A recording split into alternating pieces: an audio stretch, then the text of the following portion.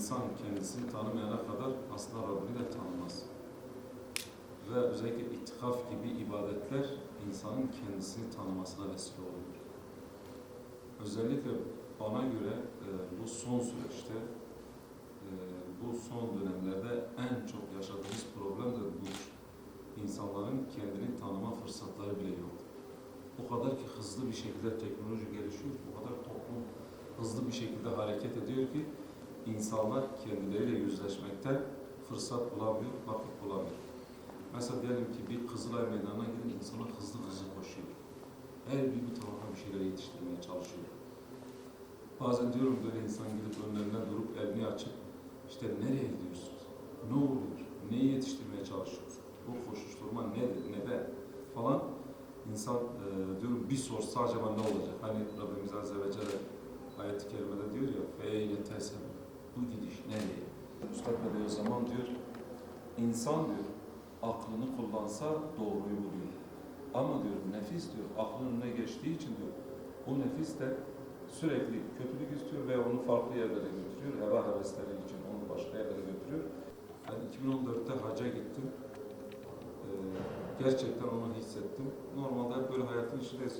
Allah'a hamdolsun hani yaşamımız da hep böyle çalışmalar içerisinde. Özgürlük yetişmesini bir ayet-i kerimede Allah Azze ve Celle diyor şayet duanız olmasaydı ne kıymetiniz var. Yani bu açıdan çok kıymetli bir ibadettir. Bir de bilhassa ortam itibariyle. Şimdi hem arkadaşlar itikaftadırlar. Hem itikaftadırlar hem de yani ortam çok müsait. Dolayısıyla için de bu ibadeti yapmak için çok elverişli bir ortam. Bismillahirrahmanirrahim. Elhamdülillahi Rabbil alemin. والصلاة والسلام على رسولنا محمد وعلى آله وأصحابه أجمعين. ربنا يا ربنا تقبل منا إنك أنت السميع العليم. ربنا لا تزغ قلوبنا بعد إذ هديتنا وهب لنا من لدنك إنك رحمة إنك أنت الوهاب. ربنا افرغ علينا صبرا وثبت أقدامنا فانصرنا على القوم الكافرين. ربنا لا تؤاخذنا إن نسينا وأخطأنا. ربنا ولا تحمل علينا إصرا كما حملته على الذين من قبلنا. ربنا ولا تحملنا ما لا طاقة لنا به واعف عنا واغفر لنا وارحمنا أنت مولانا فانصرنا على القوم الكافرين. آمين.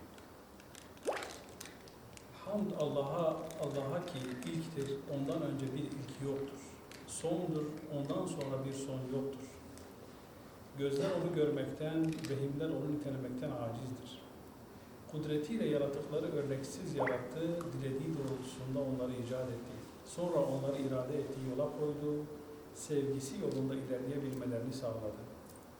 Öne geçirdiğini ertelemeye, ertelediğini öne geçirmeye güçleri yetmez. Onlardan her bir ruh içinde paylaştırılmış belli bir rızık tayin etti. O, birine çok rızık verdi mi kimse onu azaltamaz, birine de az verdi mi kimse onu çoğaltamaz. Sonra onların her biri için hayatta vakti belirlenmiş bir ecel, sınırları çizilmiş bir süre koydu.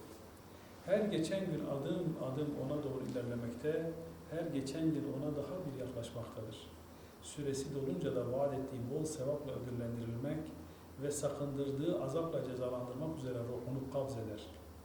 Hamd Allah'a ki kendisini bize tanıttı, şükrünü bize ilham etti, Rabliği gereği gibi ilim kapılarını yüzümüze açtı, kendisini ihlas ile birlememize kılavuzluk etti, Allah'a inkardan ve emrinde kuşkuya kapılmaktan bizleri uzak tuttu. Öyle bir hamd ki onunla kendisine hamd eden kullarının arasında yer alalım ve rıza ve affını kazanma yarışında herkesten öne geçelim. Sonra bize geçmiş ve gelecek bütün kullarına olan her bir nimetinin yerine ilminin kuşattığı bütün şeylerin sayısınca ve o nimetlerin her birinin yerine kat kat fazlasıyla kıyamet gününe kadar ardı arkası kesilmeksizin ebedi olarak ona hamdolsun. Allah'ım, vahyinin emini, yaratıklarının seçkini, kullarının arasından seçip beğendiğin rahmet imamı, hayır önderi ve bereket anahtarı olan Muhammed Aleyhisselatü Vesselam'a salat ve selam eyle. Nasıl ki o kendisini senin işin için adadı, bedenini senin uğruna eziyetlere maruz bıraktı, sana doğru çağırırken yakınlarıyla açıkça çelişti, senin rızan uğruna kabilesiyle savaştı, dinini ihya etmek için akrabalarıyla ilişkisini kesti, inkar ettikleri için yakın olanları uzaklaştırdı, sana icabet ettikleri için uzak olanları yaklaştırdı, senin yolunda en uzak kimseleri dost edindi, en yakın kimselere düşman kesildi, elçileri iletmek için kendini yordu, insanları dinine davet etmekle kendini nice zahmetlere soktu, uğraşı, davetine muhatap olanları öğütlemek oldu. Dinini aziz kılmak, güçlendirmek ve sana karşı küfre sapanlara galebe çalmak amacıyla gurbet diyarlarına, doğup büyüdüğü, yakınlarının bulunduğu, taşını, toprağını, tanıdığı vatanından uzak yerlere göç etti. Nihayet düşmanlara karşı elde etmek istediği başarıyı dostların için öngörü sonucu tamam elde etti.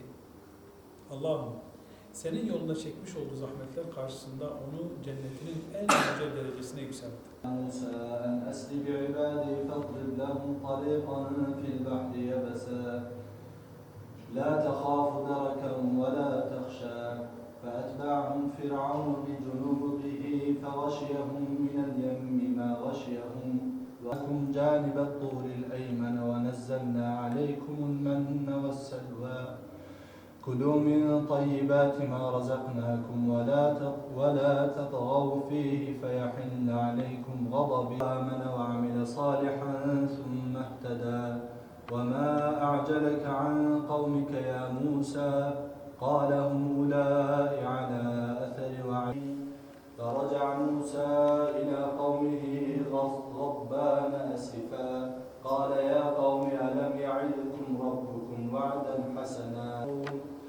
من زينة القوم فقذفناها فكذلك ألقى السامري فأخرج لهم عجلا جسدا له خوار فقالوا هذا إلهكم وإله موسى فنسي أفلا يرون ألا يرجع إليهم قولا ولا يملك لهم ضرا ولا نفعا ولقد قال لهم هارون من قبل يا قوم إنما فتنتم به وإن ربكم الرحمن فاتبعوني وأطيعوا أمري قالوا لن نبرح عليه عاكفين حتى يرجع إلينا موسى قال يا هارون ما منعك إذ رأيتهم ضلوا ألا تتبعني أفعصيت أمري قال ينبأ لا تأخذ بلحيتي ولا برأسي